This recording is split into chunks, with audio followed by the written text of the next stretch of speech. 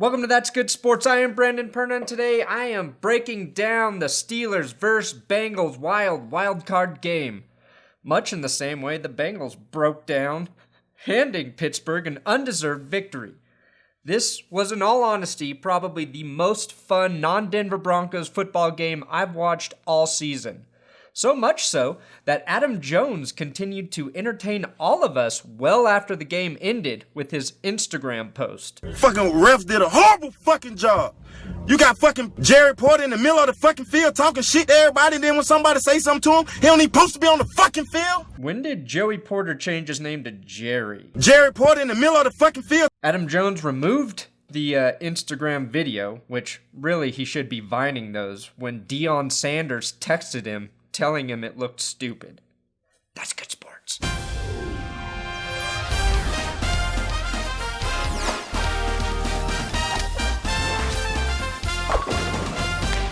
I have no idea why the Bengals lost this game. Maybe it's because their best player was sidelined. No, not Andy Dalton. Thor.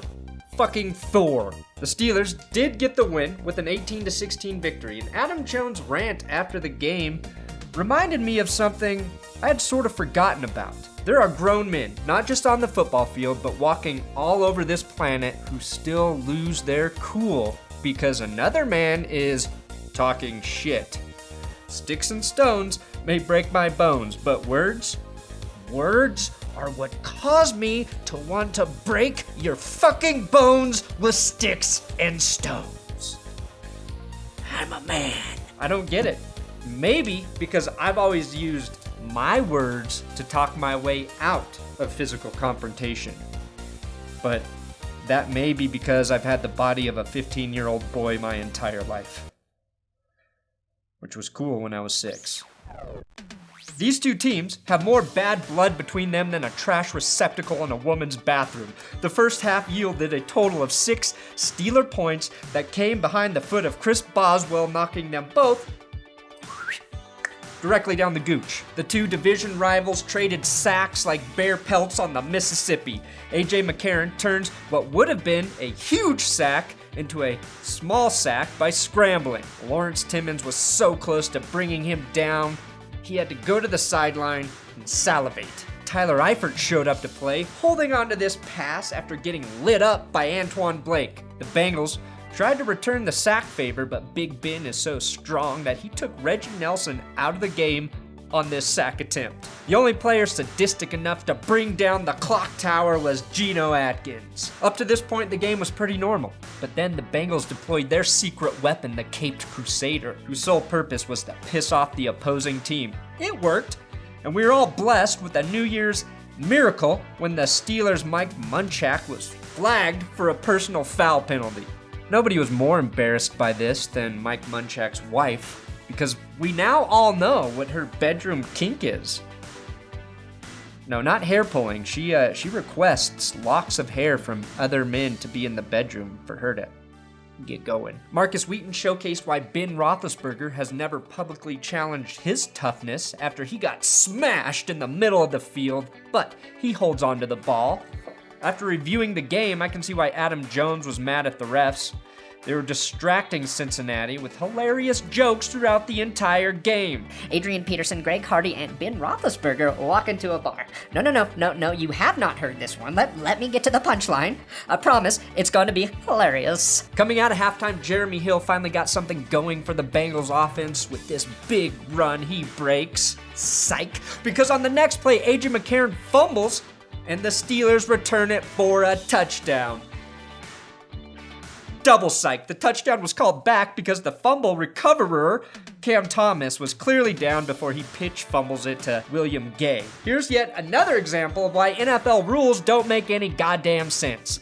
After the touchdown, the Steelers were flagged for unsportsmanlike conduct due to a gay celebration, which translates to excessive happiness. If long-term head trauma won't make players depressed enough, the NFL will ensure that players never have too much joy or fun on the field as well. Even though the touchdown doesn't stand, the penalty does, and the Steelers are moved back 15 yards. The only way teams should be penalized for a celebration is if the performance is terrible. This one's good enough, and I believe there should be nonpartisan judges in the end zone like Adam Levine and Blake Shelton who decide whether the celebration is good enough to not warrant a penalty. On a positive note, this game scored very high with the female audience in the ratings. Ooh yeah, give me that sexy rain shot.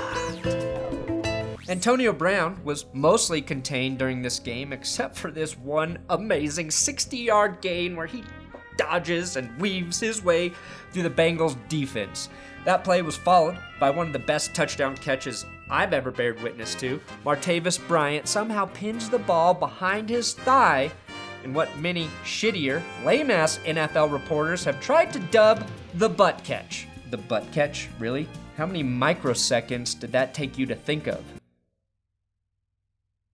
How about the hemorrhoid handle, the rectum reception, or the Santonio Holmes ain't got shit on me catch? Giovanni Bernard was taken out of the game after Ryan Shazier used his head as a heat-sinking missile to assault Bernard in the face. This ref has a great view of the hit but does not throw a flag because apparently Bernard was not deemed defenseless. Here's where I'm a bit confused, baffled even. Shazier clearly led with the crown of his helmet, which is illegal regardless of the defenseless player rule. This is exactly how the rule reads.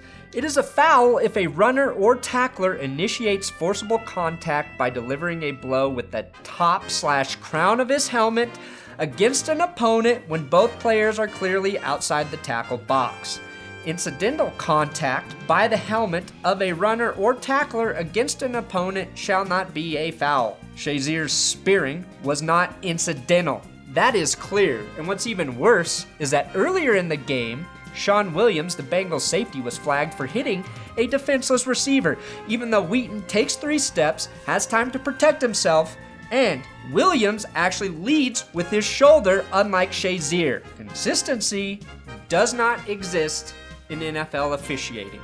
The Bengals got DP'd with these 2 calls. Ooh yeah, sexy rain shot. Yes. Oh my goodness. Vontaze Burfict used the bad calls to fuel his aggression and take it out on Ben Roethlisberger.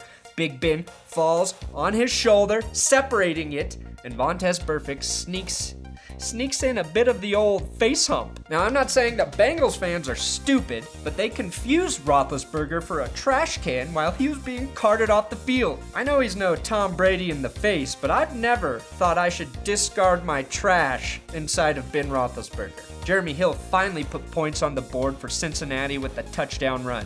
Mike Nugent followed that with a 35-yard field goal, and A.J. Green gave the Bengals their first lead with less than 2 minutes left in the game, going up 16-15 on this 25-yard touchdown grip and slip reception. The Bengals went for 2 to try to put them up by 3, but the conversion failed, and the final 2 minutes of this game may be some of the best in NFL history. First, there was the A.J. Green touchdown, then a failed 2-pointer, and on the next play, Landry Jones throws an interception which was taken back all the way to the locker room by a very scary Vontaze Burfict. But the plot thickens considerably because on the play after that, Jeremy Hill gets the ball ripped from his muscle arms by Ryan Shazier, giving the Steelers one last chance for victory. Ben Roethlisberger, despite having no right arm, entered the game. Ooh yeah, sexy rain shot.